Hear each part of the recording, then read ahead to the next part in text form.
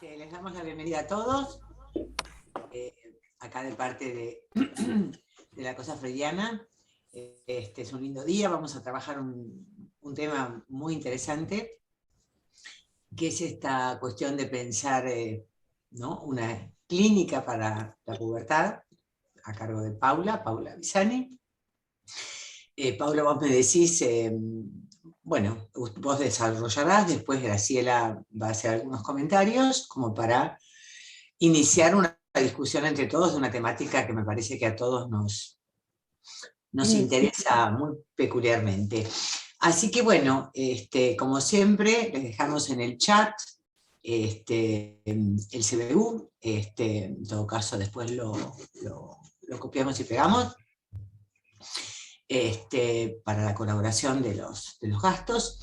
Y bueno, por supuesto los invitamos para nuestra próxima actividad, que es el próximo lunes, que sería el lunes que viene. Ya retomamos la actividad.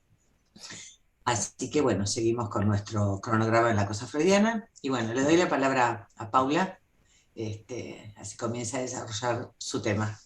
Gracias, Marité. Bueno, estuvo bueno hablar de la heladera, me distiende un poco la cosa. Bueno, la verdad es que hace un tiempo que vengo pensando algunas cuestiones en relación al trabajo con pubres, con pacientes pubres. Se me arman preguntas, no muchas respuestas, o casi ninguna les diría, y me interesaba poder traerlas hoy para conversarlas y compartirlas. Cuando a mí me preguntan, bueno, ¿a qué me dedico? ¿Qué hago? Y cuento, y viene después la segunda pregunta, que es, ¿y con qué edades te gusta trabajar más? ¿O con qué edad te gusta trabajar más? Yo siempre digo que es con púberes, ¿no? Me sale inmediatamente la respuesta, y medio en chiste, pero bastante en serio, siempre digo que me mantienen muy actualizada, que siempre están trayendo lo nuevo al consultorio, y que yo me anoticio de cosas y me entero y hasta aprendo de cosas que sin ellos tal vez no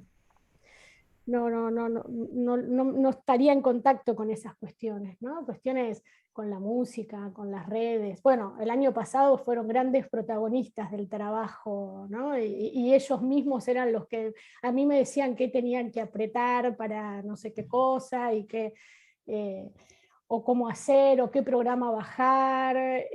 Fue uno de ellos que me dijo, podemos hacer la videollamada por WhatsApp, por la computadora y no por el teléfono, que mis ojos estuvieron muy agradecidos.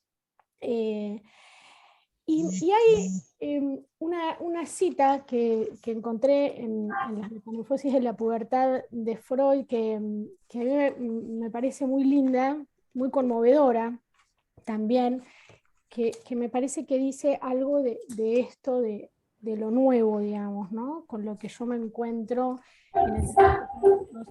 Dice, contemporáneo al doblegamiento y la desestimación de estas fantasías claramente incestuosas, se consuma uno de los logros psíquicos más importantes, pero también más dolorosos, del periodo de la pubertad, del periodo de la pubertad, el deshacimiento respecto de la autoridad de los progenitores, el único que crea la oposición tan importante para el progreso de la cultura entre la nueva generación y la antigua.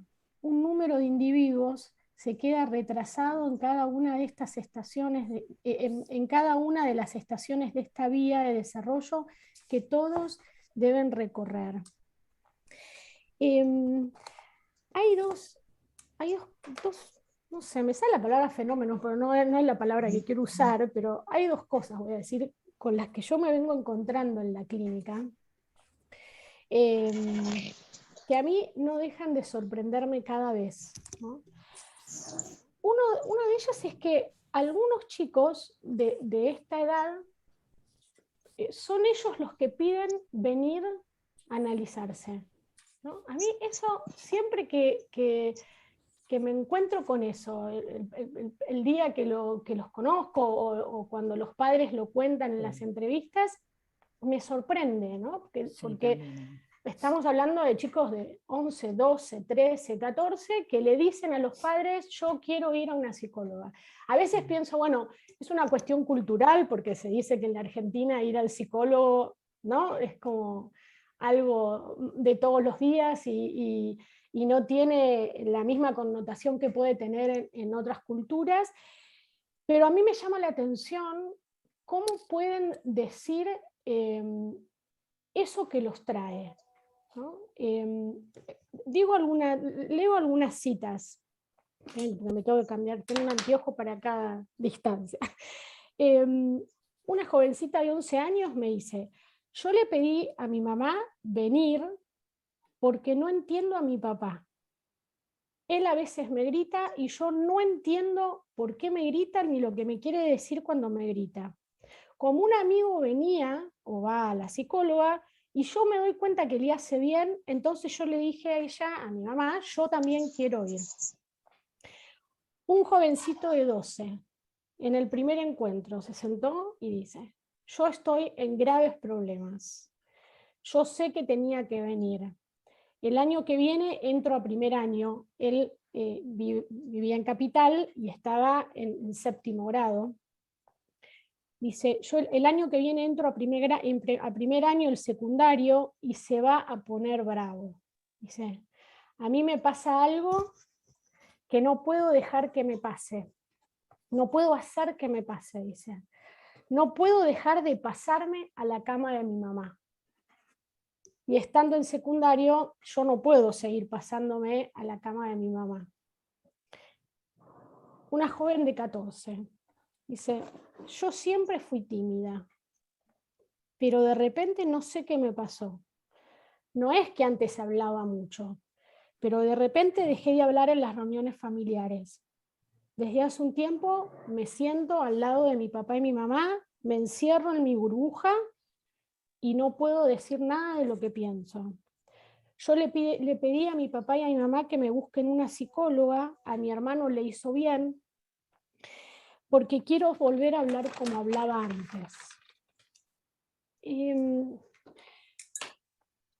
Esta es una de las cuestiones con las que yo les decía, me encuentro en el trabajo con la pubertad. Y leía que Eric Sport dice que un niño demanda en el análisis que lo dejen armar su neurosis. Entonces la primera pregunta que se me arma y que quiero compartir es, bueno, ¿y qué demanda un puber? ¿Qué viene a pedir al análisis la pubertad? ¿No? Otra de las cuestiones que observo, que vengo observando, que esto me parece que ya da cuenta de mis 50 años, de que estoy más vieja, es que varios chicos de los que yo atendí en la infancia retoman o vuelven a análisis en la pubertad. Ya sea porque ellos lo piden o porque, bueno, sus padres demandan o sugieren que vuelvan, que retomen. Nunca me voy a olvidar la mamá de una paciente que yo atendí de chiquita, me dijo, bueno, nos vemos en la pubertad. La madre fue, ¿no? Le dijo, nos vemos en la pubertad. Y nos vimos en la pubertad. Como si algo ahí hubiese quedado a la espera de un segundo momento de análisis, ¿no? Y lo que me parecía interesante es que cuando lo pensaba, a mí se me armaba entonces una serie temporal, que es que este segundo momento de análisis, que yo jugaba con las palabras y decía que se sube a la cresta de la ola, digamos, de este segundo avance, ¿no? de esta segunda oleada, como dice Freud, el desarrollo psicosexual, instala un primer momento de análisis, que es el momento de la infancia, ¿no? Esta segunda consulta arma ahí una serie de dos tiempos de un análisis. El año pasado, en plena pandemia, retomó el análisis una chiquita de 13 años, estaba muy, muy angustiada, muy perturbada por la cuestión de la virtualidad, el haber perdido la escolaridad, bueno, estas cosas que afectaron mucho a los chicos de esta edad. Yo trabajé con ella desde preescolar, más o menos, hasta cuarto, quinto grado.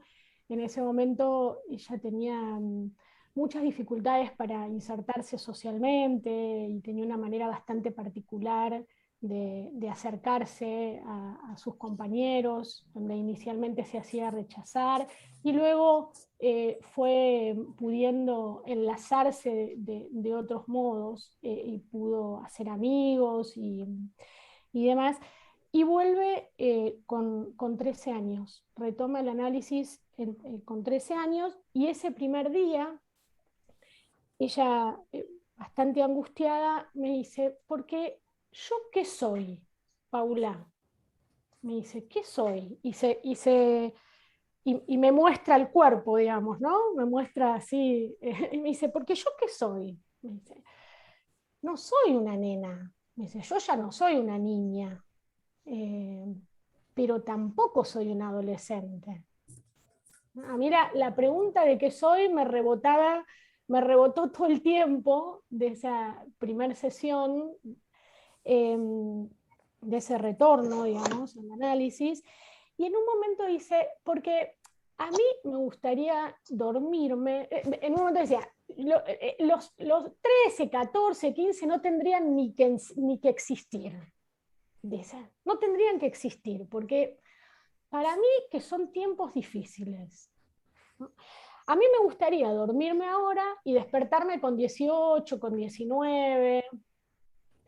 Y nos acordábamos de una película, que no recuerdo el nombre, que es que la protagonista en un cumpleaños, cuando va a soplar las velitas, pide un deseo que es ser grande. Entonces se despierta el otro día en el cuerpo de una joven con todos los avatares de eso, ¿no? De repente encontrarse con un cuerpo que no es el suyo y no saber qué era lo que había pasado. Entonces, en referencia a esa película, dice, claro, dice ella, si yo me duermo, no puede ser, dice, porque lo que yo vaya a hacer a los 18 o 19 años, o las cosas que a mí me van a gustar a esa edad, va a tener que ver con lo que yo voy a vivir ahora, a los 13, a los 14, a los 15. Ahí se puso a llorar mucho más porque se dio cuenta de que no le quedaba otra que transitar este tiempo con todo el dolor que eso le estaba implicando, ¿no? En ese momento. Esa misma semana que yo retomé el trabajo con esta paciente, me encontré en una supervisando una paciente de 65 años, que también había vuelto al análisis, luego de lo que ella nombra como un segundo episodio. No importa el acontecimiento del episodio, pero ella retoma el análisis después de un segundo episodio, y yo me encontré en la visión diciendo en voz alta, intervengo como con un puber. Y en el mismo momento en que yo estaba diciendo esta frase, me pregunté a mí misma, bueno, pero ¿qué es intervenir con un puber? ¿No? Porque además yo lo estaba diciendo en referencia a una paciente de 65 años que claramente no tiene ni 12 ni 13, pero bueno, ahí algo se arma en relación ya no a la edad evolutiva, si se quiere, sino a algún tiempo de la constitución, ¿no? Subjetiva, que uno podría pensar, bueno, de qué se trata la pubertad en relación, ¿no? Cómo podemos ubicar la pubertad en estos tiempos de constitución. Esta paciente de 60, debe tener 64, 65 años, no importa demasiado, retoma el análisis después, como les decía, de esto que llama el segundo episodio. Ella había consultado luego de lo que quedó nombrado como un primer episodio. Ella tiene este primer episodio, consulta hace un tiempo de trabajo y de repente interrumpe el tratamiento de manera totalmente sorpresiva. Yo no me lo vi venir, ni escuchaba nada respecto de esto, pero después, pensando, me di cuenta que habíamos llegado a un momento del trabajo en el que ella empezaba a implicarse en cuestiones en las cuestiones que ella traía, digamos, ¿no? Para pensar. Y además, que me parece que no es menor, había empezado a fantasear con la idea de retomar una actividad artística que ella hizo toda la vida y que se había interrumpido cuando había comenzado este malestar que fue escalando y que la llevó a esto que quedó dicho como el primer episodio. Entonces está ese primer episodio, ella consulta, se analiza un tiempo, interrumpe y después del segundo episodio vuelve a consultar, ¿no? Hay un segundo momento ahí del análisis. Traigo a esta paciente porque lo que sucedió cuando ella retoma este segundo momento del análisis, al rato ella me dice, lo que pasa es que hay un primer episodio, ¿no? Ya no eran dos, no había un primer episodio y un segundo episodio, sino que luego de este segundo episodio y retomar el análisis, ella puede hablar de un primer episodio, lo relata, y entonces en la serie de episodios quedan tres. Un primer episodio del cual nos anoticiamos después del segundo episodio. Parece un trabalenguas de episodios, pero me parecía interesante compartir esto de la serie temporal que se arma a partir de las dos consultas que ella hace, ¿no? Entonces queda un primer episodio, así lo menciona ella, luego de la segunda consulta, o sea, del segundo episodio, un primer episodio que posibilita el análisis y un segundo episodio que la hace retornar al análisis y que inmediatamente la hace retomar con lo que habíamos quedado antes de la interrupción, ¿no? De hecho, ahora está a pleno con esta actividad artística que ella venía haciendo, ¿no? Bueno, yo les decía antes que me preguntaba qué es intervenir con un puber, y entonces viene de ahí la pregunta que nos convoca hoy, que es, bueno, si se puede pensar una clínica de la pubertad. Esto es lo que yo vengo pensando, ¿no? Se puede pensar una clínica distinta de la clínica con niños, de la clínica de la neurosis. Por supuesto no de la neurosis adulta, digamos, por supuesto no en términos de especialización, digamos, ¿no? Sino en términos de la práctica. Bueno, ¿qué es eso que se hace con los púberes? En un recuerdo infantil de Leonardo da Vinci, Freud retoma o menciona lo que trabaja en el texto de Moisés y la religión monoteísta. Y ahí él hace una comparación, un paralelo en realidad, entre la historia que arman los pueblos y la historia que puede armar una persona de sí misma, ¿no? La historia subjetiva. Y él va a decir que hay ahí entre el armado de la religión monoteísta y el armado de la neurosis una similitud, y él dice, bueno, entre el conocer a Moisés y que se instale la religión monoteísta, hay un tiempo de efecto retardado, dice él, o sea, aparece después el efecto producido del conocer a Moisés, y lo mismo ocurre en la neurosis, ¿no? Dice, bueno, primero está el trauma, pero después, pero no es inmediatamente la aparición de los síntomas. Hay un tiempo que transcurre, y ahí es donde él ubica lo retardado, y luego aparece la neurosis. En la línea en que venía preguntándome sobre la pubertad, bueno, yo pensaba, ¿en dónde podemos ubicar? ¿Qué lugar tiene? Porque bueno, la podemos ubicar temporalmente, pero ¿qué lugar tiene la pubertad en este armado, ¿no? de la historia?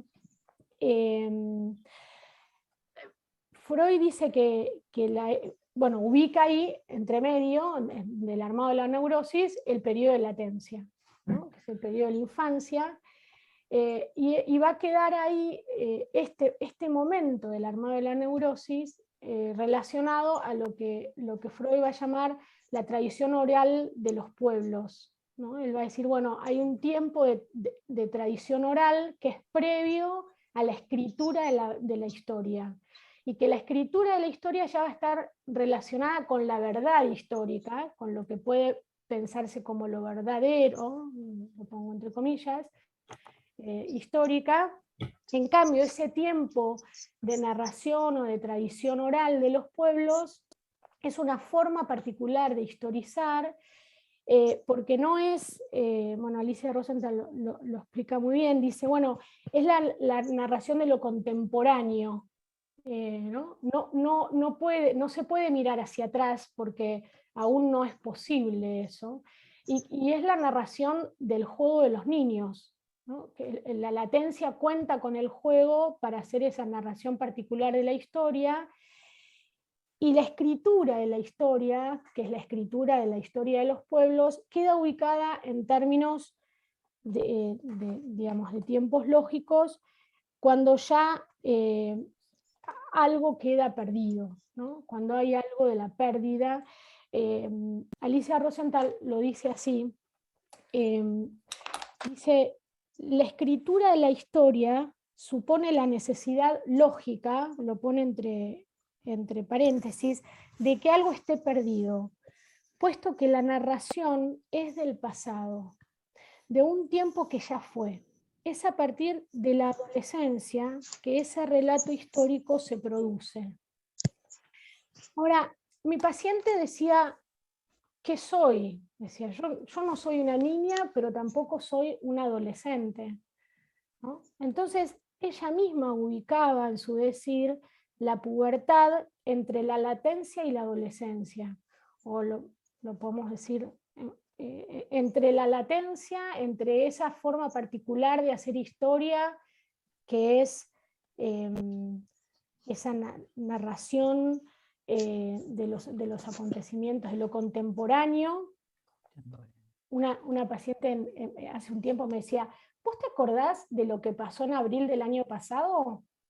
Y yo trataba de hacer memoria, ¿no? Y me dice, ¿viste? Dice, yo tampoco me acuerdo, porque claro, como uno no hacía nada, dice, las cosas no están asociadas con nada. Vos no decís, ah, claro, yo cumplí años y justo ese día fui al colegio y entonces, bueno, hay algo de esa forma particular de narrar la historia que es propia de la pubertad, perdón, de la latencia, y cuando aparece esta lógica distinta de la adolescencia, se puede mirar hacia atrás. Ahora, y entonces, ¿qué lugar tiene la pubertad? Esta es otra pregunta que me armo. ¿Qué lugar tiene la pubertad en el armado de la historia? ¿Es tiempo de qué la pubertad?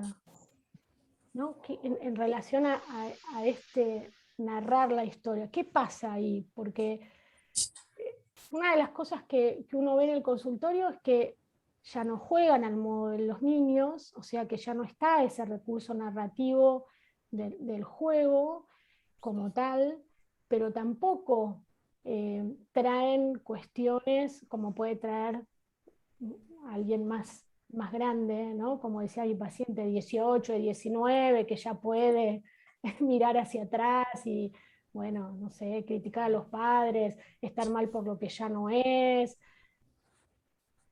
Eh, bueno, me dio mucho gusto recordar uno de mis primeros pacientes, pensando estas cuestiones. Recordé uno de mis primeros pacientes. Bueno, algunos saben, pero mi primera carrera fue psicopedagogía. Y mientras estaba haciendo psicología, yo ya trabajaba en la clínica, pero me llegaban pacientes del campo de la psicopedagogía y hubo todo un tiempo ahí de transición al psicoanálisis. Y este fue uno de los primeros pacientes que me llega no solamente con dificultades en el aprendizaje, sino con algunas dificultades a veces bastante serias en la conducta y en la forma de relacionarse con sus pares, con los adultos, especialmente en la escuela, ¿no?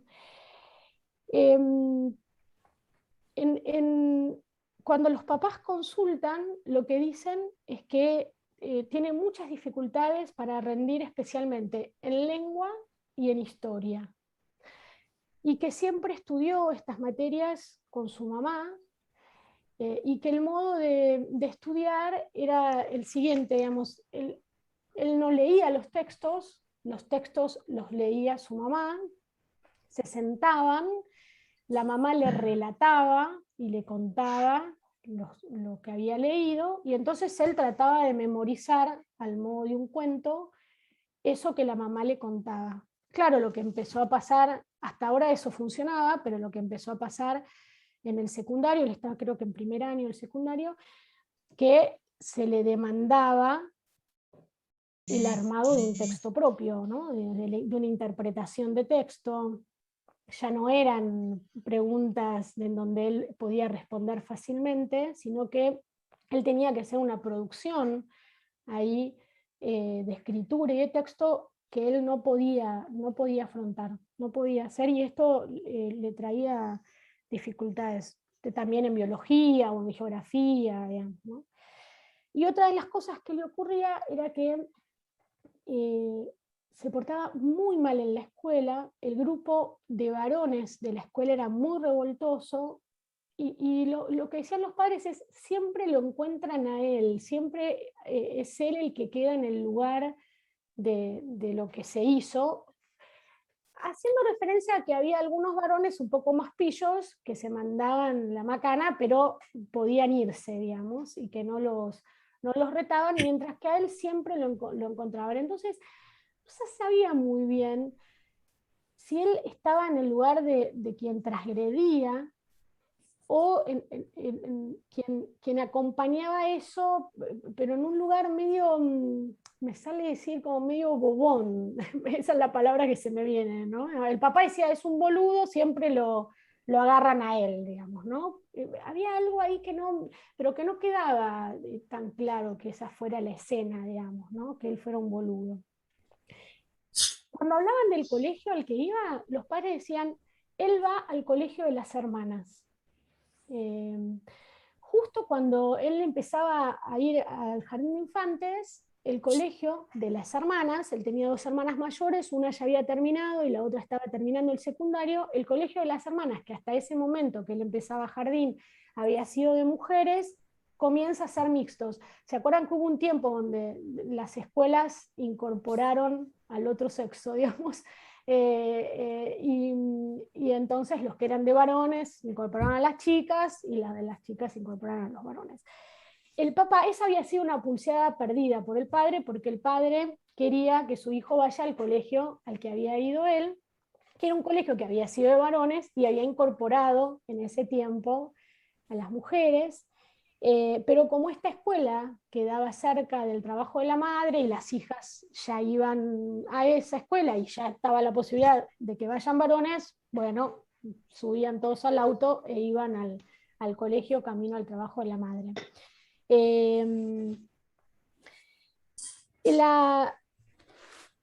A ver, digamos, la promoción de él era la primera promoción que llegaba al secundario. O sea, el colegio era la primera vez que se encontraba con varones, con púberes varones dentro de la institución.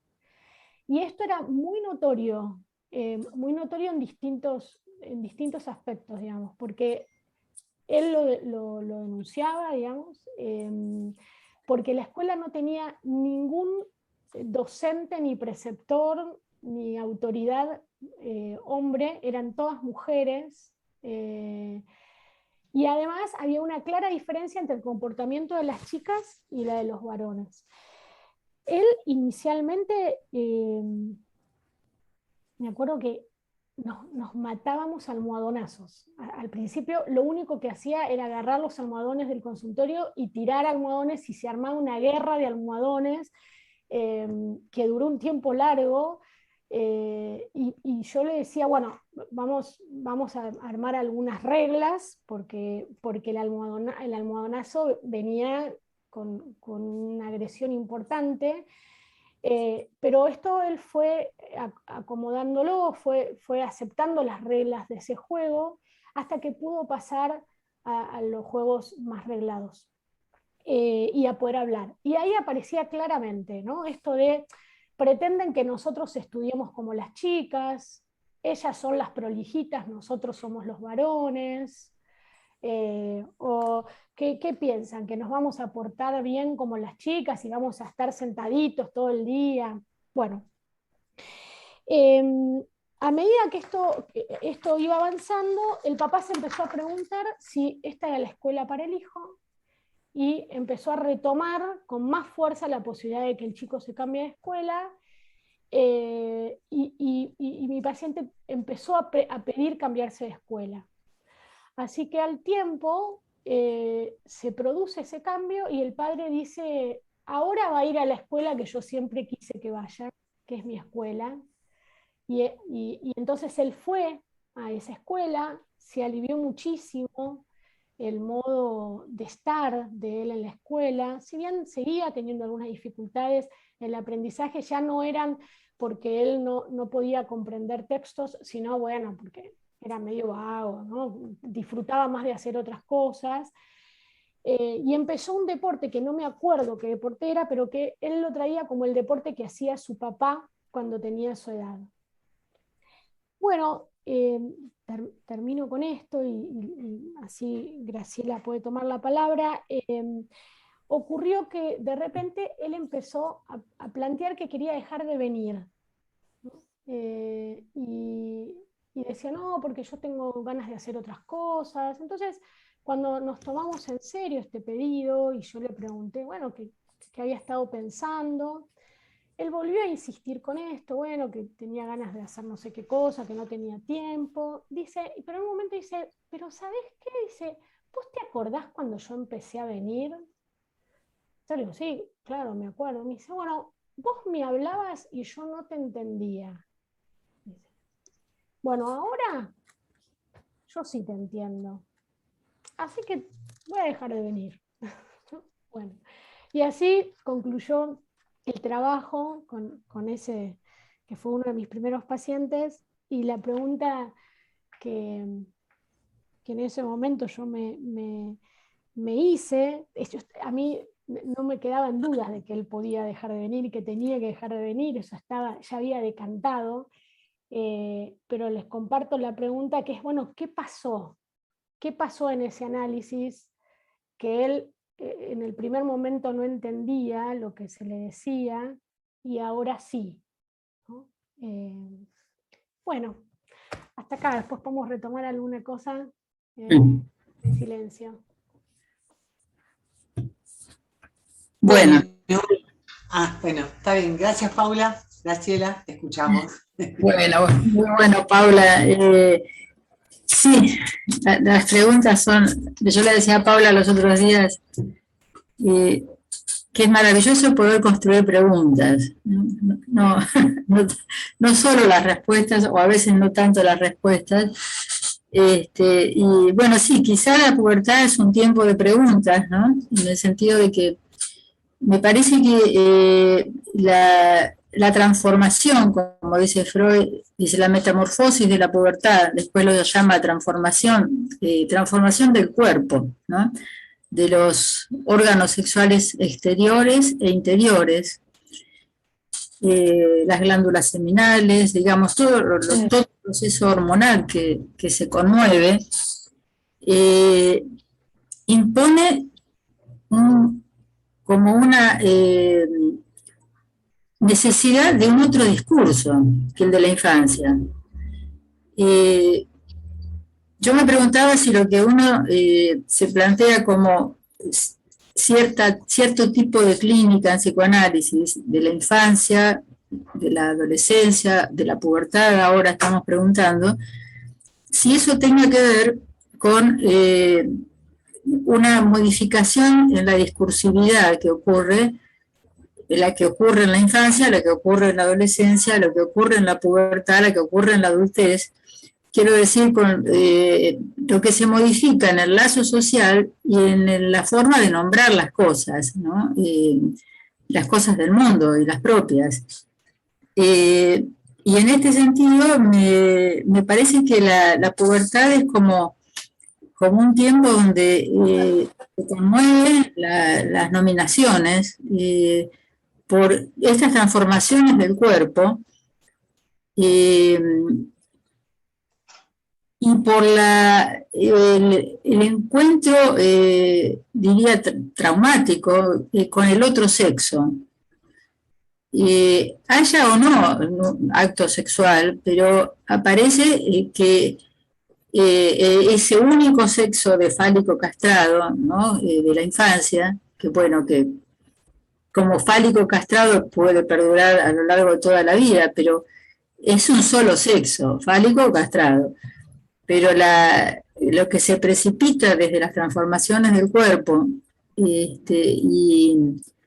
el incremento pulsional por lo hormonal, y porque se está saliendo de la represión de la latencia, que es represión de las representaciones incestuosas. No entiendo que la latencia es ese tiempo donde se reprime la representación incestuosa, pero cuando se conmueve el cuerpo, la transformación del cuerpo, entiendo que no puede, digamos, no es tan eficiente la represión de las representaciones incestuosas.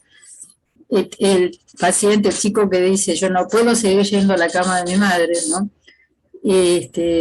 Efectivamente hay algo que de pronto se hace posible en la pubertad. Es decir, ese empuje incestuoso aparece como que puede efectivamente ocurrir. Hay mucha angustia, por supuesto, porque no se sabe entonces si los diques del incesto van a ser suficientes. Creo que lo que llamamos adolescencia sería cuando los diques se instalan, digamos, en el sentido de que, digamos, Paula decía, hay una escritura, ¿no? Hay algo que se instala como dique a lo incestuoso, bueno, esto en el mejor de los casos, obviamente, instalado tanto por la trama familiar y la subjetividad como por lo social, ¿no? Acá hay algo que, digamos, se juega mucho desde el lado social, del lazo social, del formato de las comunidades sociales, y me parece que está más preparada la sociedad y el lazo social para la escritura correspondiente a la adolescencia, lo que llamamos adolescencia, que es un término que no es del psicoanálisis, ¿no? Se ve que viene de lo social. Está más preparado discursivamente que la pubertad. La pubertad me parece que esa etapa padece de un cierto fuera de discurso.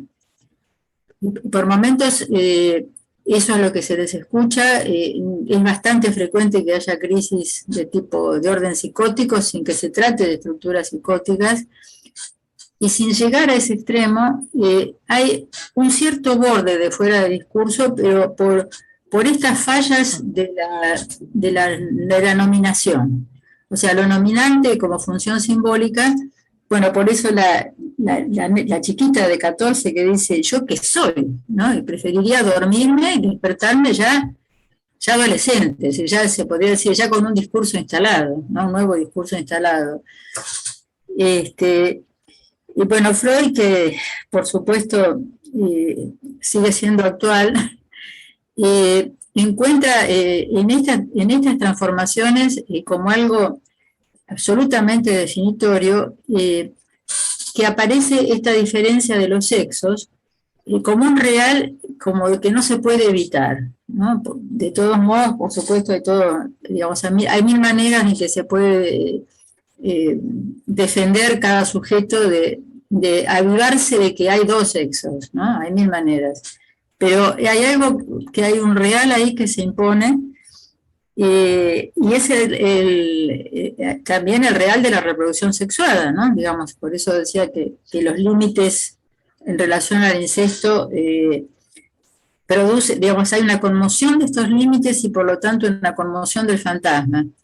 En este sentido digo que hay como un bordecito ahí de fuera de discurso, porque cuando se nos sacude el fantasma, ¿no? Como cuando uno simplemente, bueno, no sé, chocas con el auto, bueno, y después no sabes dónde estás parado. Bueno, esto es como chocar con el auto a cada rato. Y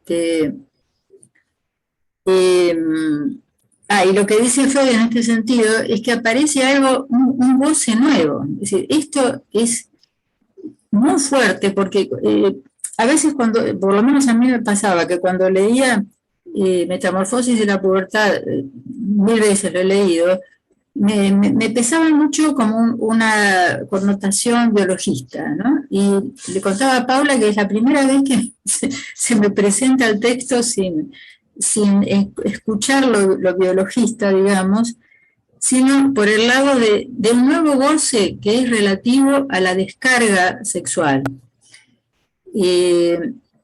Lo que Freud puntualiza perfectamente es que el goce autoerótico infantil persiste a lo largo de la vida, determina los formatos de la neurosis o lo que fuera, psicosis, perversión, digamos, es como lo que manda ya a lo largo de toda la vida. Pero en la pubertad, en relación al cuerpo, aparece un algo que Freud se interroga profundamente, que es, ¿por qué tiene que elevarse la tensión sexual para después descargarse? Porque el principio del placer ordena homeostasis, no incremento de la tensión. Entonces, miren lo que dice, por supuesto ya lo habrán leído mil veces. Tiene la estructura del chiste. Tiene que haber una tensión que va creciendo para que ocurra ese hermoso placer final que se descarga, ¿no? Como al terminar el remate del chiste o el remate del orgasmo. Pero esto es que, digamos, el sujeto se encuentra con un goce que no estaba, este goce de la descarga sexual, que se enlaza con el previo crecimiento de la tensión. O sea que acá hay algo dramático, se diría, porque hay una conmoción entonces en relación al orden del placer, al orden del goce. Y bueno, entonces cuando uno se pregunta, la pregunta particularmente ubicada por Paula, ¿no? Si se podía pensar en una clínica diferente o particular, ¿no? Lo que se me ocurría nuevamente es pensar, como me pasa en relación a la psicosis, ¿no? Que es como que hay que inventar algo. Que hay que, digamos, siempre nos pasa que tenemos que inventar, pero como algo particularmente complicado en este sentido, respecto a lo fantasmático, porque bueno, a veces, como decía Paula, viene el paciente y quiere jugar al ludo. y al otro día quiere ver revistas obscenas, porque es así, va de un lado al otro este, entre las dos vertientes, ¿no? Digamos, de la sexualidad infantil y esto nuevo que se le ha impuesto, ¿no? Bueno, así que me parece que sí, que de alguna manera, si uno lo piensa por este lado, de que hay una estructura discursiva que no está instalada en la pubertad y que en el mejor de los casos sí se produce en la adolescencia como una escritura, como una posibilidad de historización. Y lo podemos entender en este sentido, podemos entender el porqué de los ritos de iniciación, que lamentablemente estamos tan carentes, por lo menos en nuestra sociedad occidental, ¿no? Porque los ritos de iniciación me parece que sí ofrecen un encuadre discursivo para atravesar esta fase, ¿no? de la vida y de la sexualidad.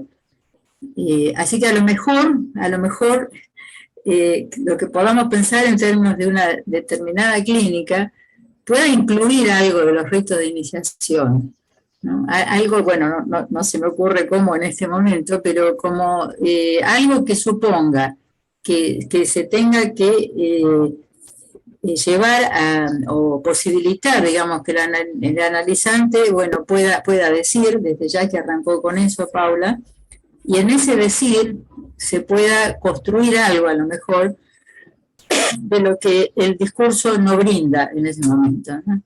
Bueno, me detengo acá. Bueno, la verdad que maravilloso lo que se abrió, ¿no? No lo que se cerró.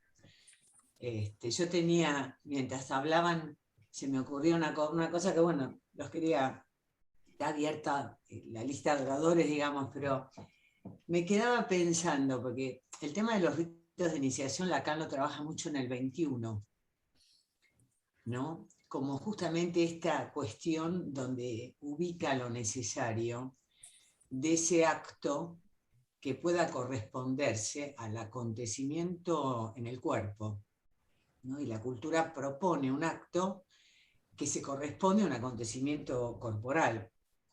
Y yo me preguntaba, si uno piensa la adolescencia como el síntoma de la pubertad, es decir, esa producción simbólico-imaginaria, discursiva, como decía Graciela, y la pubertad como ese tiempo vacío, donde justamente se mostrara lo imposible de saber sobre el sexo. Como es imposible saber sobre el sexo, la cultura propone un rito. Esa es un poco la tesis, creo que de Lacan en el 21, ¿no?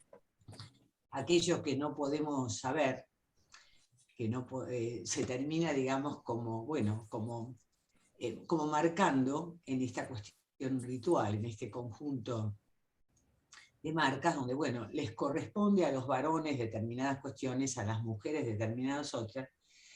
Y yo me preguntaba, en este tiempo de censura al binarismo, ¿no? ¿Qué incidencias tiene para esta cosa loca, que es para cualquiera la menarca o la polución nocturna, ¿no? Para cualquier sujeto humano, esta imposibilidad además de no darle ninguna marca dominante en el sentido de lo masculino o lo femenino, sino que queda además disgregado en un continuo de los géneros y en estos discursos, digamos, que pretenden que no haya nada en lo simbólico que pudiera orientar al sujeto en lo que sería su decisión sexuada. Porque claramente, digamos, este segundo tiempo puberal anuda, digamos, lo que es la decisión sexuada con la elección de la neurosis, ¿no?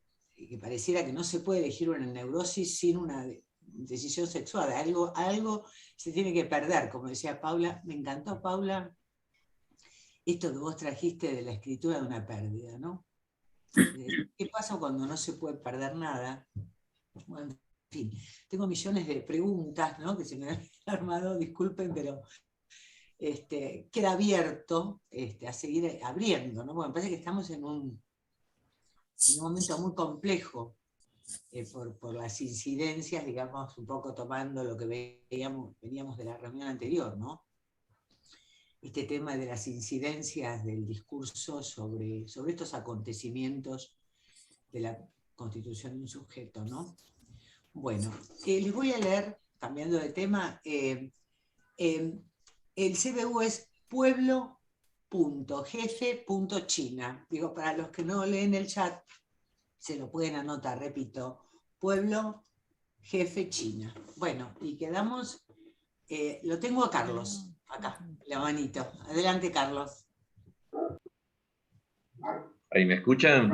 Sí, perfecto. Sí, les quería hacer una pregunta, en realidad por la elección del afiche, digamos, para este encuentro, ¿no? Porque es un afiche de Edvard Munch, que es bueno, es alguien muy destacado del expresionismo alemán, ¿no? Y en el afiche aparece, bueno, dos elementos como muy llamativos, ¿no? Uno, la desnudez, y otro, por detrás, digamos, aparece una figura borrosa que hace acordar, digamos, a otra obra de él, que es El Grito, que es una de sus obras más famosas, ¿no? Que es muy dramática. Bueno, por un lado, quería preguntar cómo fue que pensaron en este afiche, en este cuadro. Y me parece, yo me hacía mi respuesta, ¿no? Que quizás hace referencia esa desnudez a todo esto que ustedes estuvieron pensando, ¿no? Esta cosa como de este momento de desprovisto, ¿no? Este momento de tránsito, pero también al dramatismo, ¿no? Porque el grito es algo, o sea, hay algo que quizás me gustaría si pueden hablar un poco más en ese sentido, ¿no? Porque ahí aparece toda esa dimensión que Graciela mencionó en un momento de lo dramático, ¿no? Bueno, cómo lo pensaban este momento en ese sentido, ¿no? Eso solamente.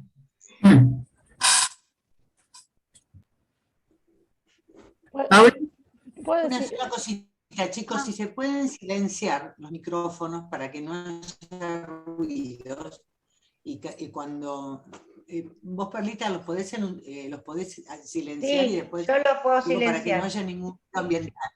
Bueno, y después cuando cada uno habla se desbloquea.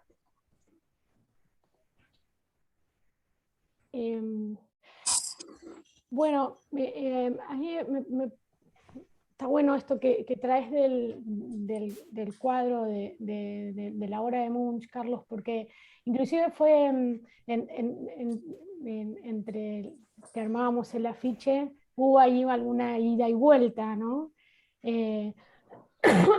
Al principio aparecieron algunas imágenes más de adolescentes, y bueno, yo insistí con el cuadro de Munch, me puse ahí insistente, porque justamente...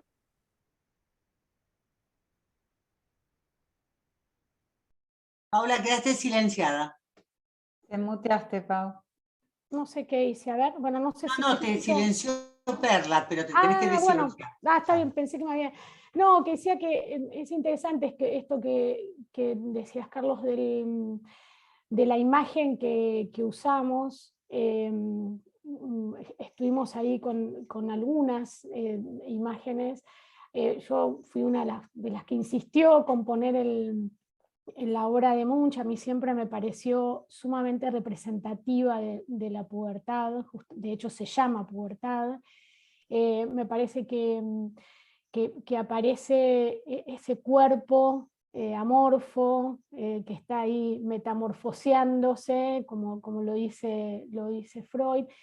Y esto del grito yo no lo había advertido al principio, y después sí, y es interesante porque la imagen que aparece atrás al modo de sombra, en el análisis que se hace de la imagen de la obra, está pensada como lo fantasmático en la pubertad. Así lo traen, digamos, como los fantasmas que perturban la pubertad. Y el grito en sí de Munch tiene una doble connotación. No se sabe si la imagen, el personaje del cuadro, está gritando o está perturbado por los gritos.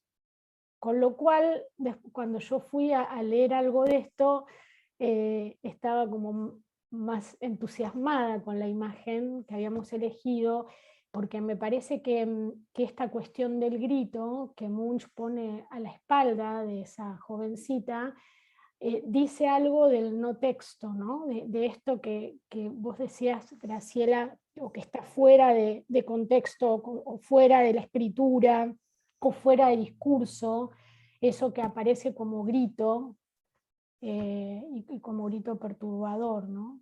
Me parecía interesante lo que él pudo armar ahí en esa imagen respecto de estas cuestiones que venimos charlando. Sí, de acuerdo. Me parece que es lo dramático exactamente, que se presenta porque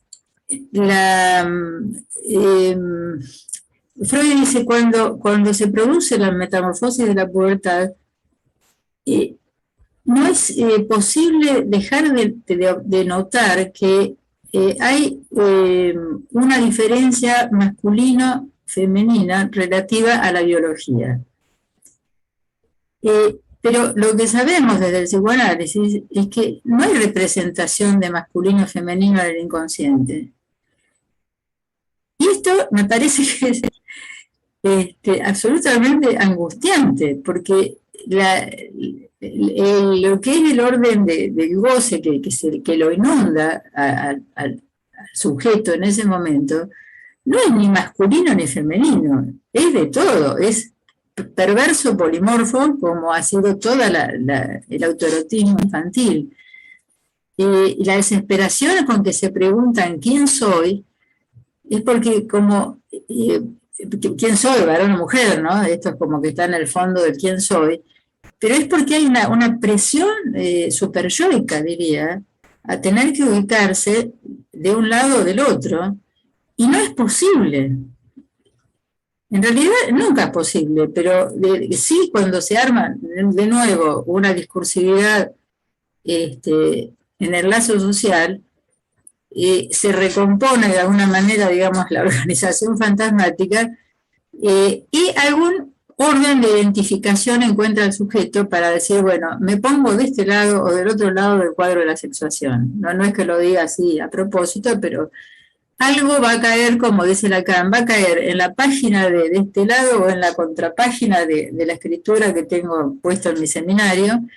El sujeto se anota de un lado o del otro, como le salga. Pero hasta ese momento creo, esa angustia desesperante de estar sin ningún lugar en este sentido, ¿no? Donde reconocerse, ¿no?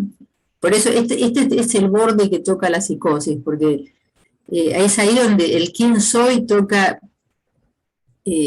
conmueve, digamos, conmueve absolutamente al sujeto, ¿no? Oh, perdón, pero ahí incluso Graciela aparece dicho, en la actualidad, aparece dicho, que soy, si me gustan los chicos o las chicas, digamos, ¿no? Me parece que antes esto no era expresado y ahora está dicho. Es cierto, es Claro, cierto. claro. De todas maneras es un golpe. Yo le quería preguntar a Paula por esta cuestión que me pareció muy, muy interesante, cuando vos tomás la persona, esta mujer de 65 años, y vos decís que te sentiste interviniendo, ¿no? Como con un puber, porque la solución que aparece es una solución sublimatoria.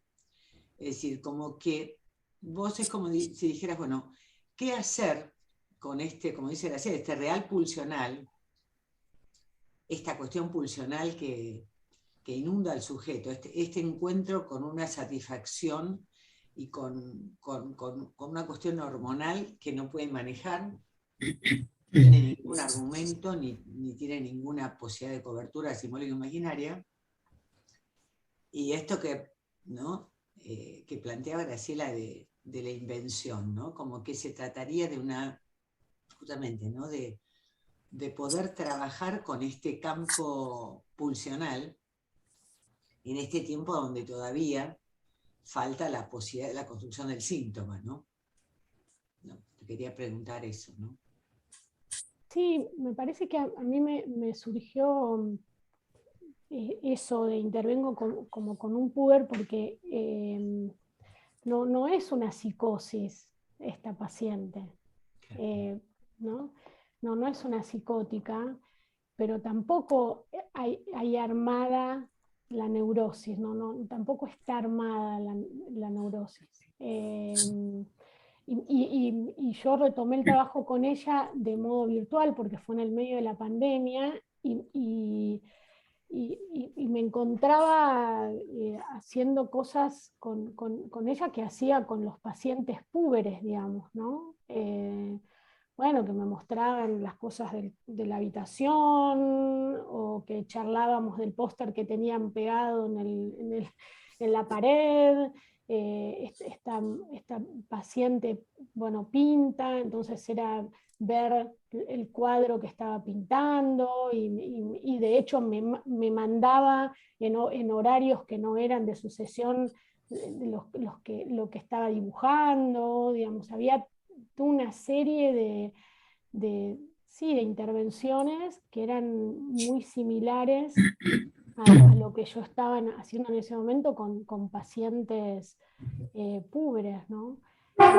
Insisto, me parece que me salió eso porque yo quería diferenciar del trabajo con alguien con una psicosis, digamos, no es una paciente psicótica. Ahora lo estoy pensando, ¿no? Sí. Y No vos veo sabés, ningún manito. Marité, Sí. no puedo levantar la mano porque Bueno, soy anfitrión, bueno, pero entonces dale, Perla, querría adelante. decir algo. ¿Es posible?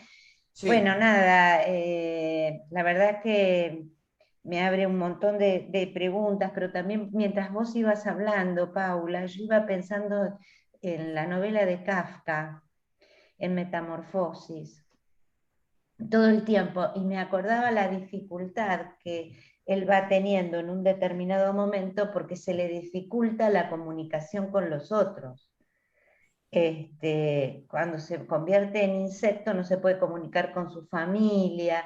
Esta repentina transformación, yo me acordé de la novela porque hablaba mucho esto de Kafka, ¿no? Repentina transformación. Yo creo que hay algo que se les presentifica en este cuerpo, en este cambio, que después hace que en la adolescencia se armen los grupos, se armen esta cuestión de tanta pertenencia que hay en la adolescencia para que después en la adultez esto se convierta en otra cosa, ¿no?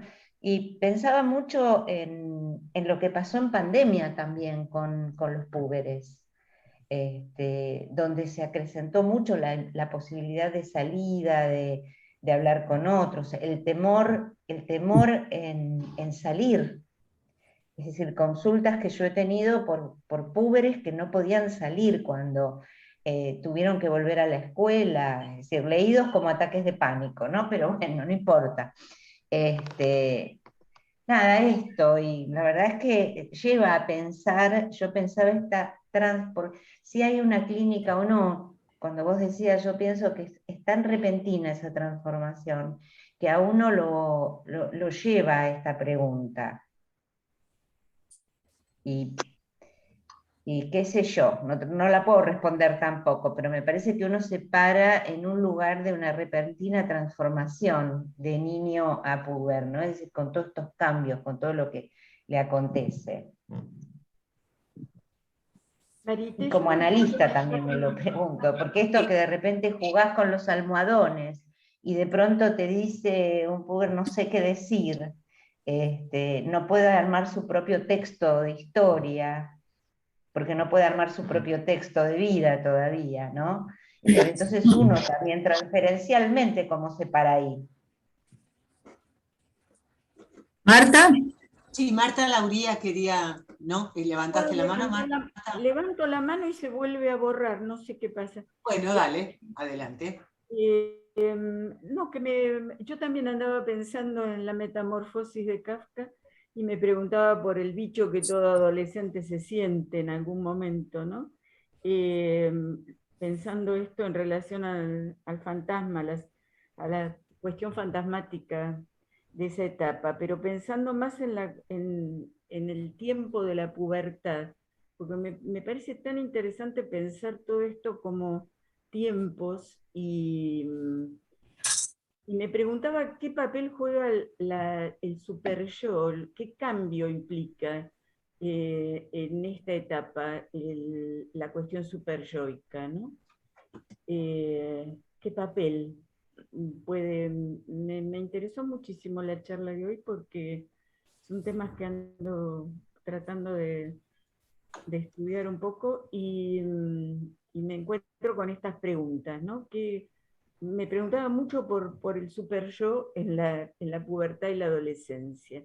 ¿Qué va pasando con todos estos desafíos que se van armando a partir del momento, ¿no? Me quedé mucho con el caso de Paula que ahora te entiendo, ¿no? Te dice ese chiquito que antes no te entendía.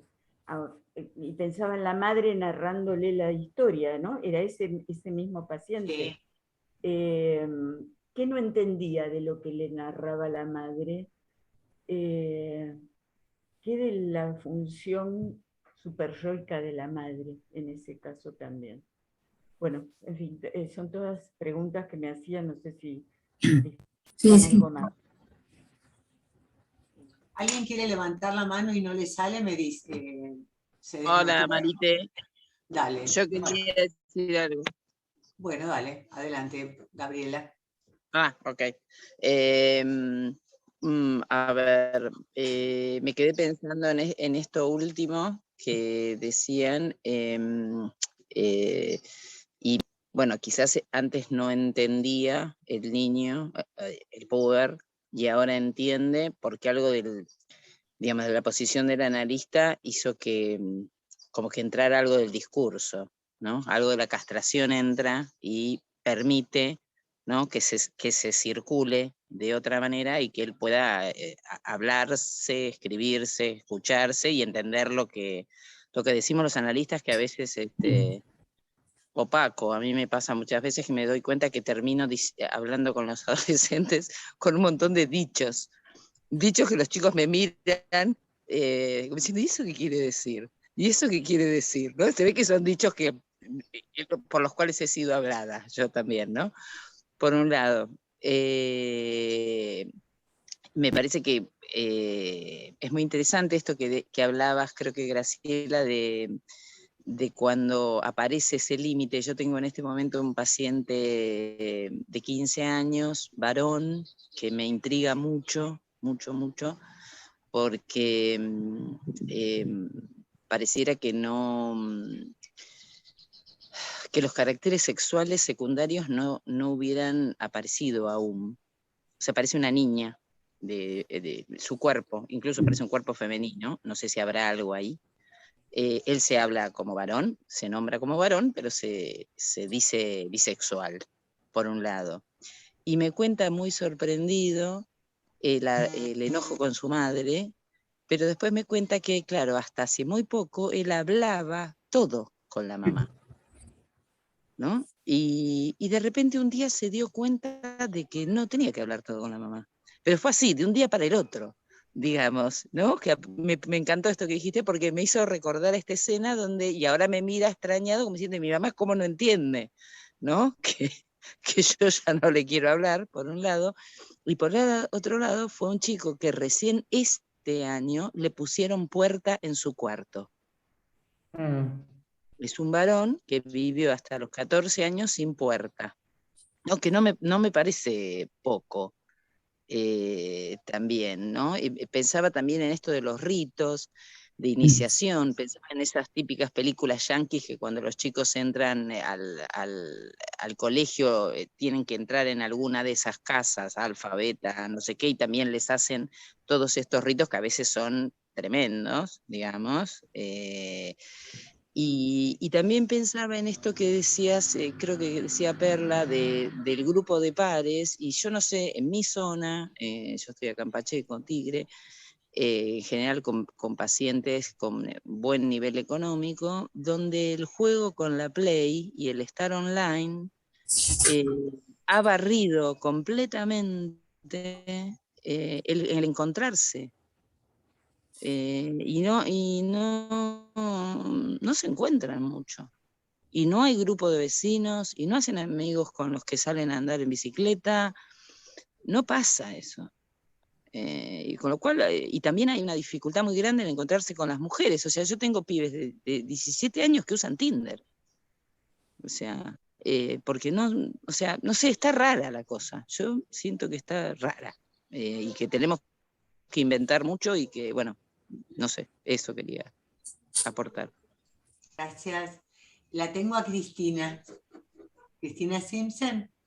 Estás anotada, ¿no? Sí. Bueno, muchas gracias por hace mucho que yo no podía concurrir a este espacio para niños y veo que me he perdido un montón porque es un placer escucharlas y aprender. Y la pregunta que me surgía a raíz de lo último que también decía Gabriela, es que es un tiempo muy difícil y este pasaje de la pubertad a la adolescencia trae muchos síntomas, como por ejemplo, en el mejor de los casos, algún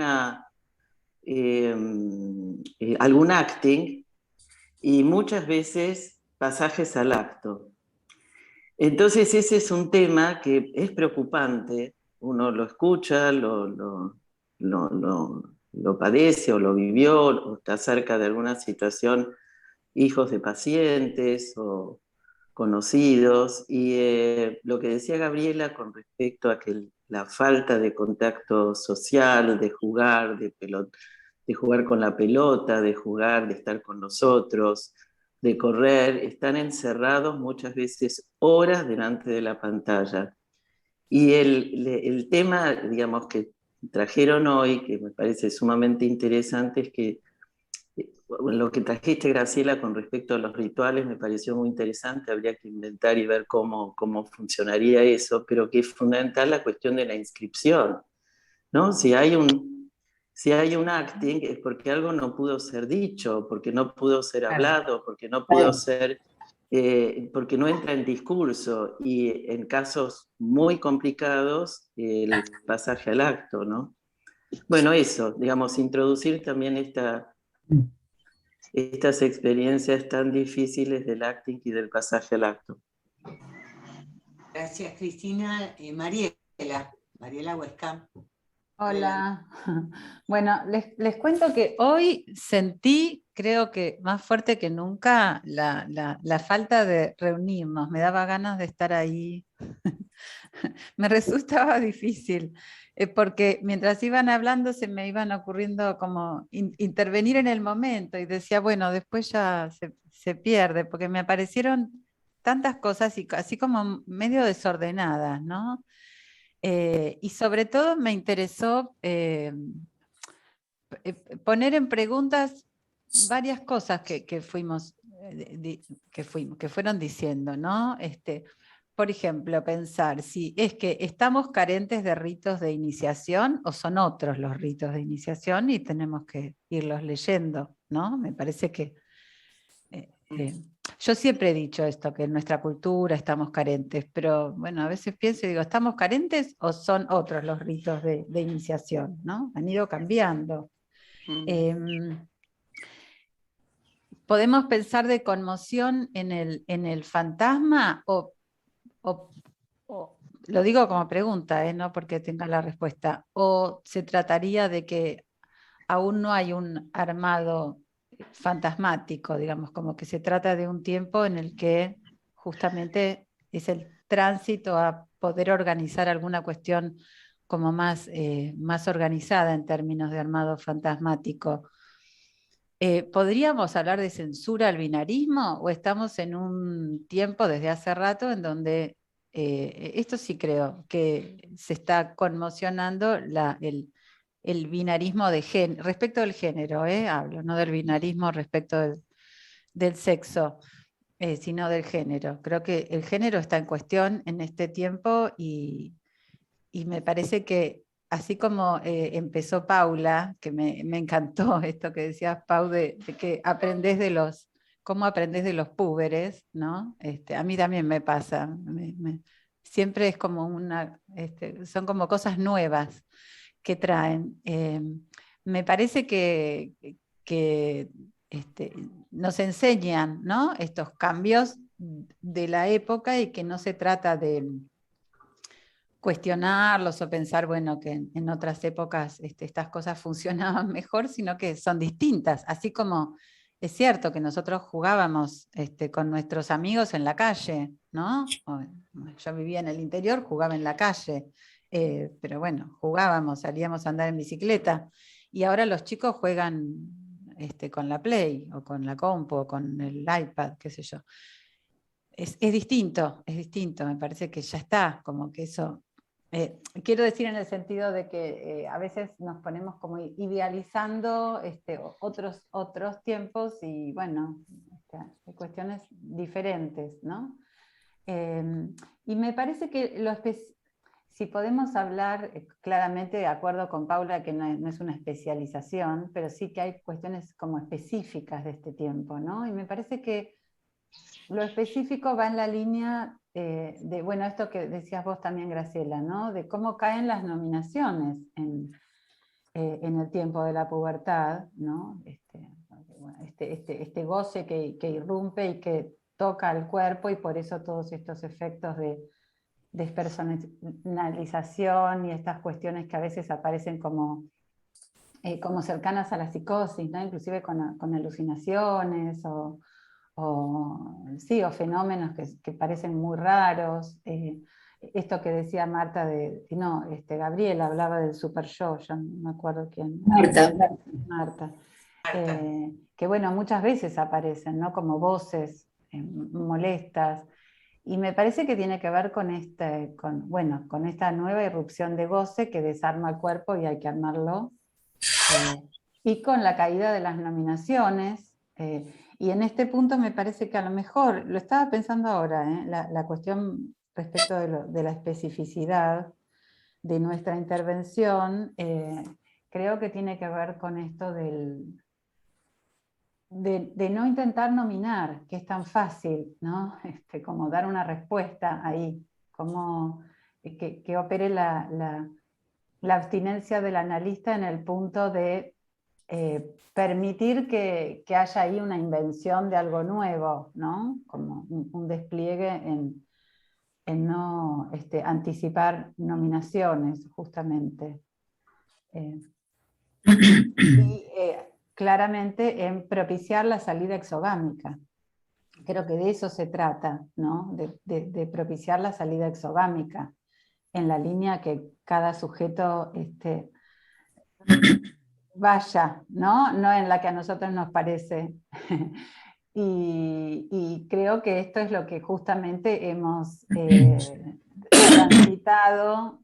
Y ahora pienso que por eso yo sentí hoy la falta de reunirnos, porque me parece que eso respecto de la pubertad ha sido lo más devastador que hemos visto y que estamos viendo los efectos en una clínica con púberes gravísimos, por lo menos es mi experiencia en este tiempo, con niñas, qué sé yo, internadas de 13, 14 años con anorexias imposibles, sí, fenómenos muy graves estamos digamos, atendiendo, que son efectos del encierro, ¿no? Justamente del encierro que impidió el lazo con otros en todo este año y medio. Entonces me parece que, bueno, que a lo mejor por eso hoy sentí como fuerte, qué pena que no nos podamos juntar. Bueno. Lo tengo a Carlos y la tengo a Paula. ¿Querés intervenir ahora o escuchamos a Carlos y después intervenís, Paula? Digo algo en relación a lo que, para que no se me pierda, digamos, en relación a... Yo tengo una posición un tanto ambivalente en relación a los juegos electrónicos, a la Play y a la computadora, digamos.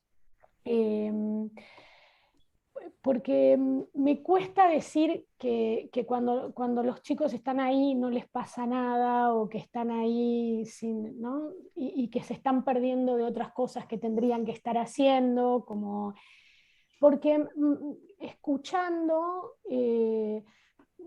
digamos, uno escucha que sí pasan cosas ahí, digamos, ¿no? Hay todo un mundo que me parece que a uno le resulta desconocido, que uno no puede abordar, pero que para ellos es todo un mundo. Hay todo un mundo ahí que les pertenece, que los enlaza, que los vincula con otros.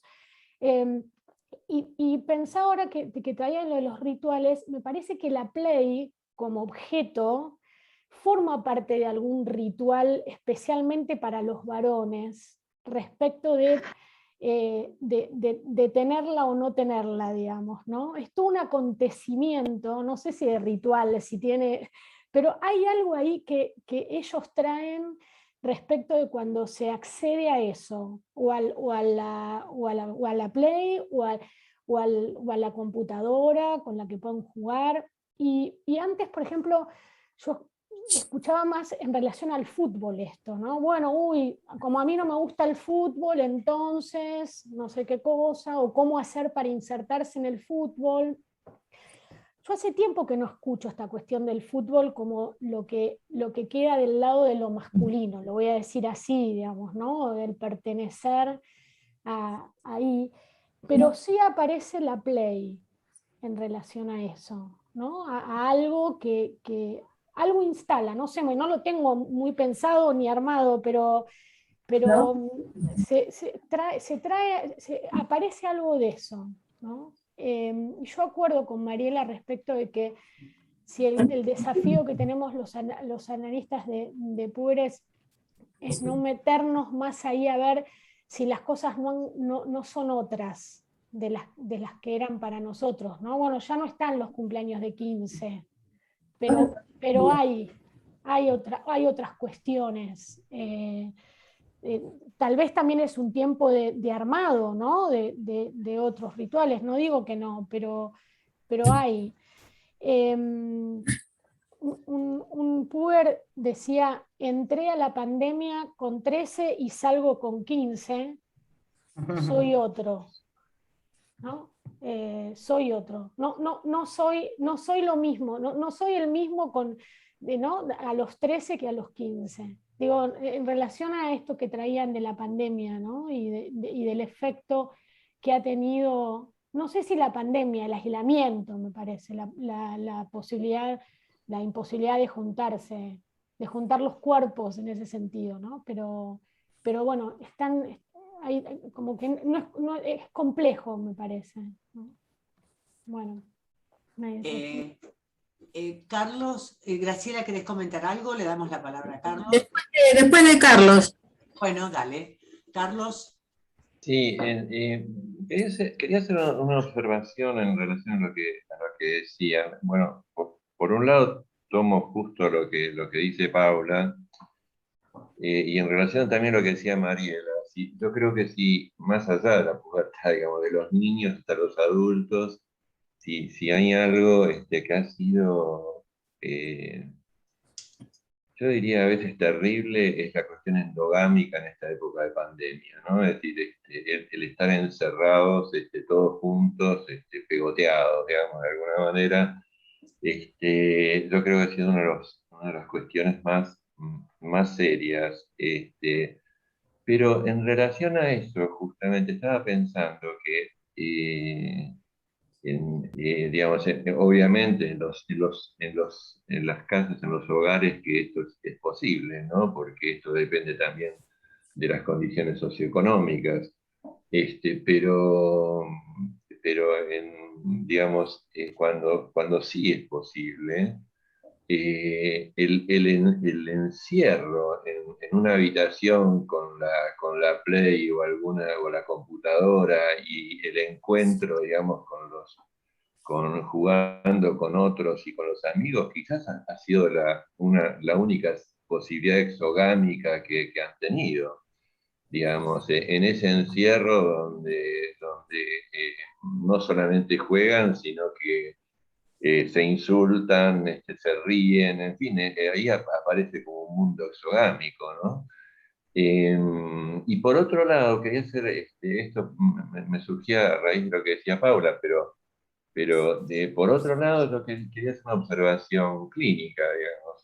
Yo nunca en mis años de trabajo he escuchado tanto, ya tampoco digo solamente púberes, sino adolescentes y jóvenes, jóvenes que están cursando lo terciario, digamos, lo universitario, jamás he escuchado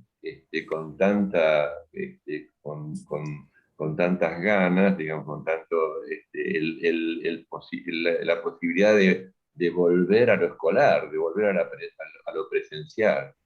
Es decir, digamos, no es que solamente, no es que digamos, gustosamente se encontraron encerrados y jugando con las computadoras, las consolas y demás, sino que yo he escuchado el alivio de ellos cuando han podido volver a cursar, o sea, el encuentro exogámico, digamos, ¿no? Es decir, o hacer deporte, los chicos están volviendo a todo eso. Entonces me parece que hay que tener cuidado, porque ahí no es algo que es tan así, digamos, tan querido, sí forma parte, ¿no? Es otro momento histórico, pero bueno, bueno, eso. ¿Puedo decir algo? Sí, Sí. sí, Gabriela. No, respondiéndole a Carlos, a ver, yo no digo, yo me doy cuenta claramente, aparte tengo 2 hijos adolescentes, que su vida se sostuvo y se enriqueció y funcionó fenómeno gracias a la virtualidad y a poder seguir jugando y a poder seguir en contacto con los amigos. Pero sí escucho, que no lo demonizo, ¿no? Pero sí escucho, por ejemplo, un pacientito de 7 años que cuando yo lo veía antes de la pandemia invitaba amiguitos todos los fines de semana y ahora me dice, no, ¿sabés qué no? Porque si yo invito a un amigo, me tengo que poner de acuerdo a qué jugar con él. Y discutimos y nos podemos pelear. En cambio, si jugamos online, no pasa eso. ¿Entendés? Entonces, y a mí me sorprendió muchísimo. Sí acuerdo con vos que los chicos están felices de volver a la escuela y que han vuelto con unas ganas que creo que no tuvieron nunca de ir a la escuela. En eso coincido. Pero bueno, también a mí lo que más me asusta es yo habitando y trabajando en la misma zona en la que crecí, donde jugábamos en la calle y nos encontrábamos con amigos, siento que eso cambió.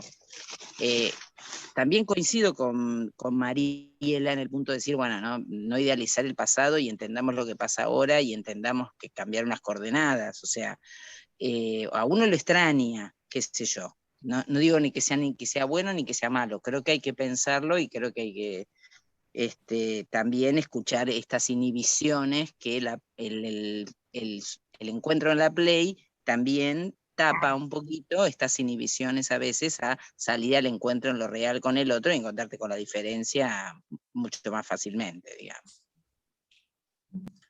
Bueno, Graciela, querías comentar. Sí, me parece que se me armaba una línea en relación a la cuestión del super yo, lo normativo, la nominación, ¿no? Porque bueno, es diferente el super yo de la infancia, el de la adolescencia, el de la adultez. Por ejemplo, en el texto de Metamorfosis dice, bueno, en la pubertad ya hay una maduración suficiente, algo así, como para que se pueda imponer la interdicción del incesto. No son exactamente de esas palabras, pero me quedó como algo muy intrigante, ¿no? ¿Qué clase de maduración, qué clase de interdicción del incesto se impone en esta época que antes no? Hasta ahí no, porque bueno, digamos, el puber viene de la latencia de la representación incestuosa. Sale de esa latencia, podemos pensar que la representación incestuosa ya no está reprimida como estaba, digamos. Y eso permite entonces, ¿qué respecto del super yo? La verdad que me parece que es un temazo, porque la impresión que tengo es que hay una relación a la normatividad y a la exogamia que van como juntas, ¿no? Como que fuera ahí un camino, lo normativo y lo exogámico, que incluye, digamos, poderosamente al lazo social. Como que en este periodo, en esta etapa, el lazo social me parece que es absolutamente esencial para la exogamia y la normatividad. Bueno, es lo único que se me ocurre comentar, pero lo demás me sigue resultando una pregunta, ¿no? Digamos, ¿qué pasa con el super yo? Bueno. Bueno, vos, Mariela, ¿querés volver a intervenir? ¿Te veo tu manito? Sí, dos comentarios. Pensaba, Gabriela, que lo que vos decías, ¿no? Que sí, que si se trata de una inhibición, me parece que, bueno, hay que intervenir con eso, ¿no?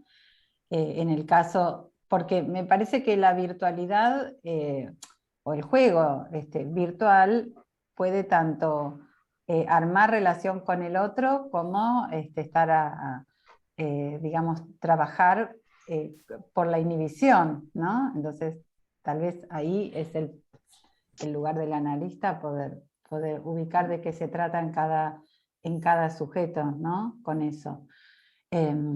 Porque muchas veces en realidad se trata de hacer lazo a partir de ahí.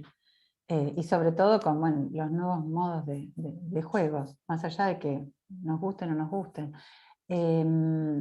Pero sí, muchas veces se trata de inhibición.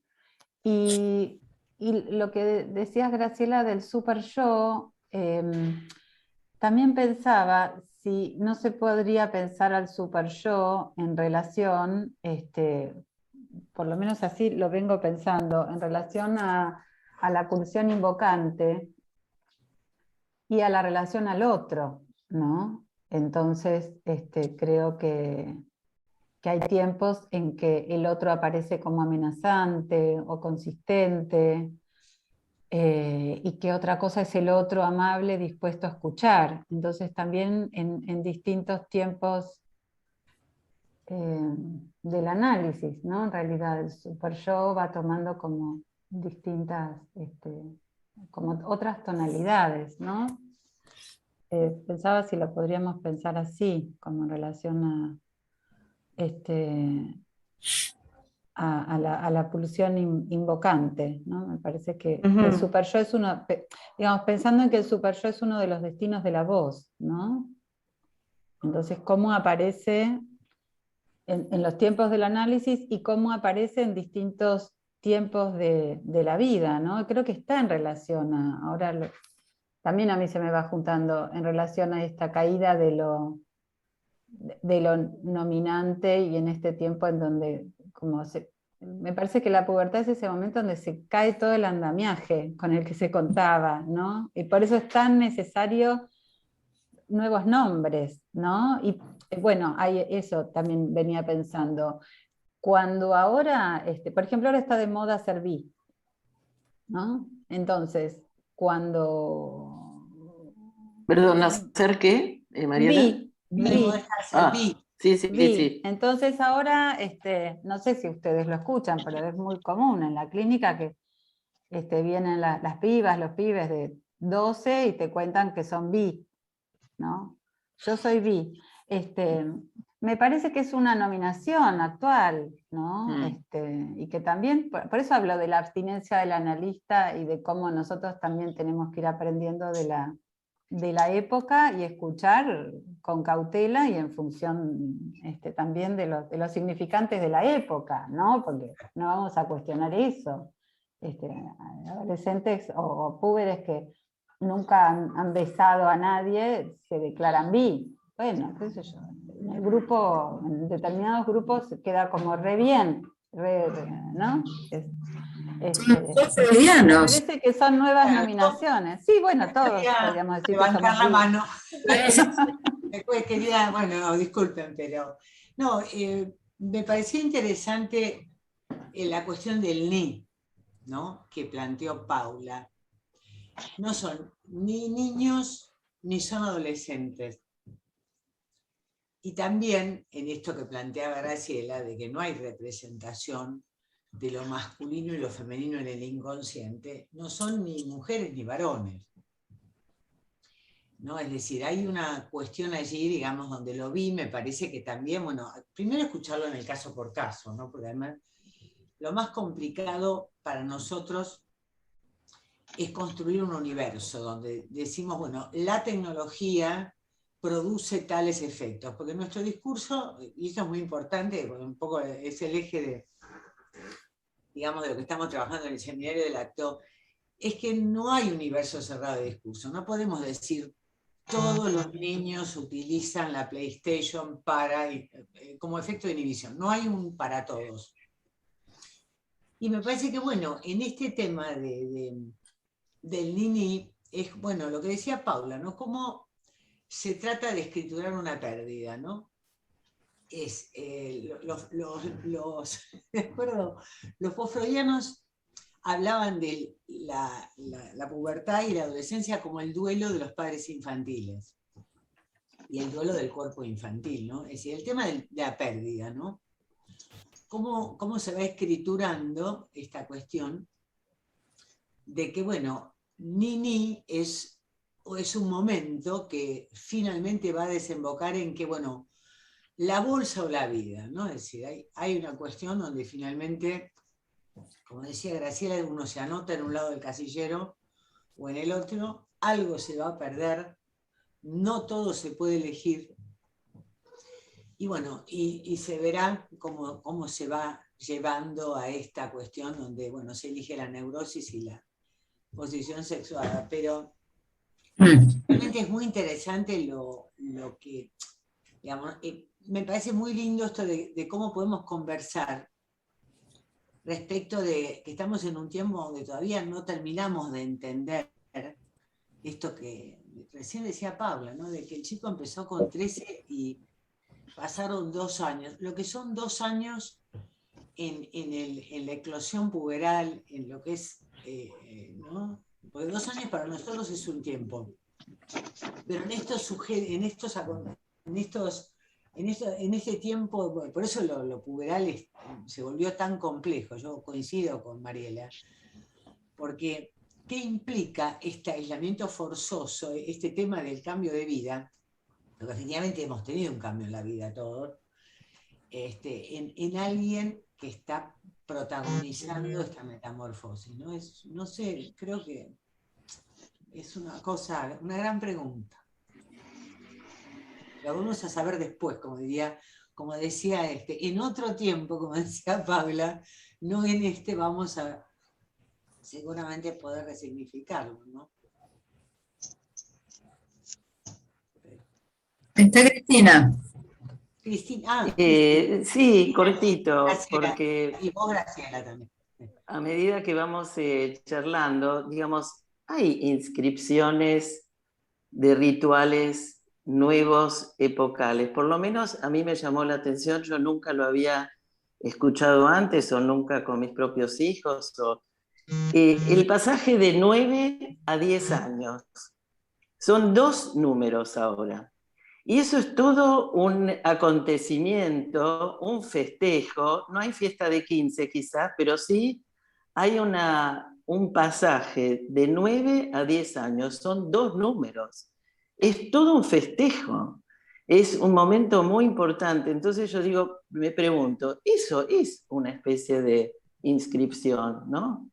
Después entrarán en que, bueno, todavía no sé quién soy, ¿no? Pero ese cambio de 9 a 10 años es una especie de ritual. Sí. Eso nada más. Bueno. Sí, de acuerdo. Yo pensaba cuando hablaba de la falta de rituales, pensaba en los rituales tribales, digamos, en las comunidades que socialmente organizan, tienen, digamos, claramente organizada la ritualización, ¿no? Pero bueno, es cierto que hay 1000 formas de ritualizar, sí.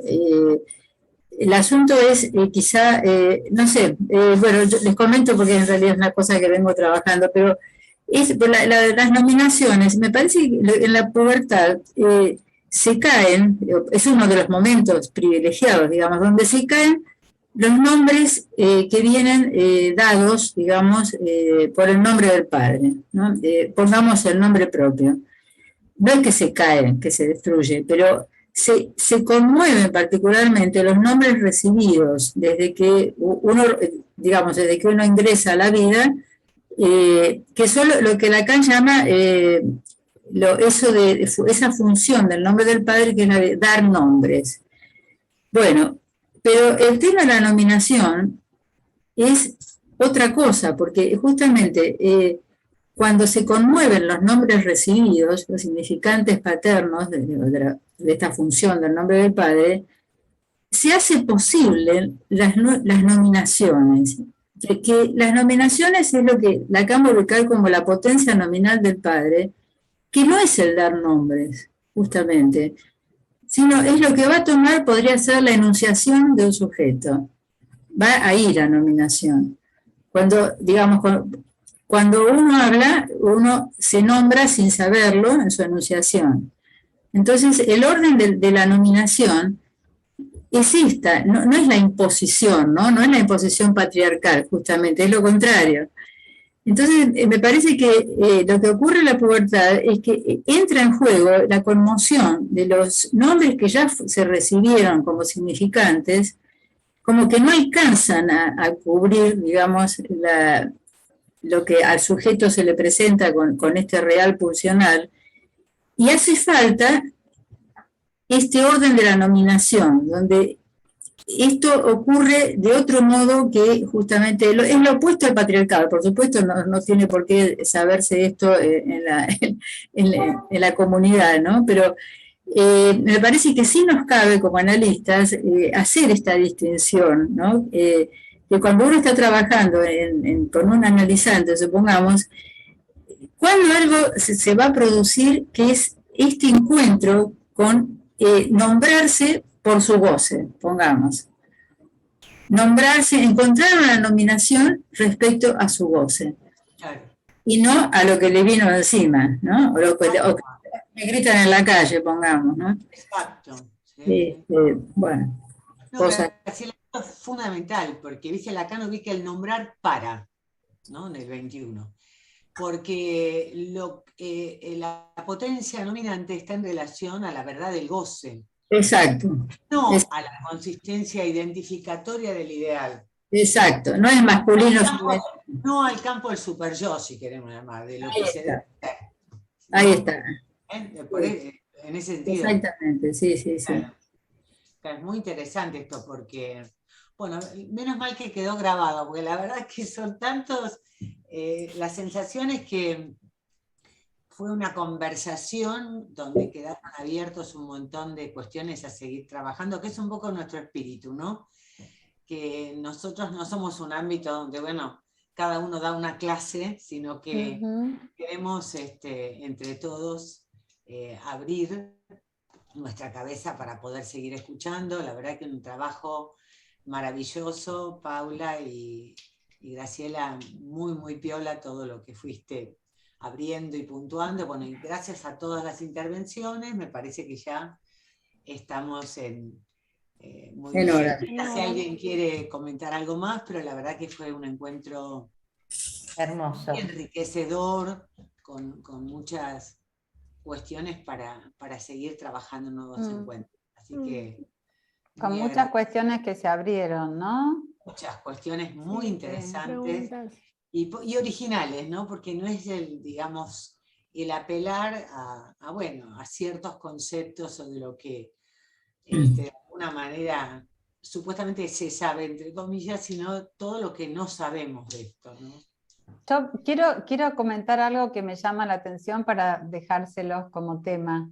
Que algo que pasó en la pandemia, lo comenté en otro momento también, fue el aumento de la pubertad precoz en mujeres.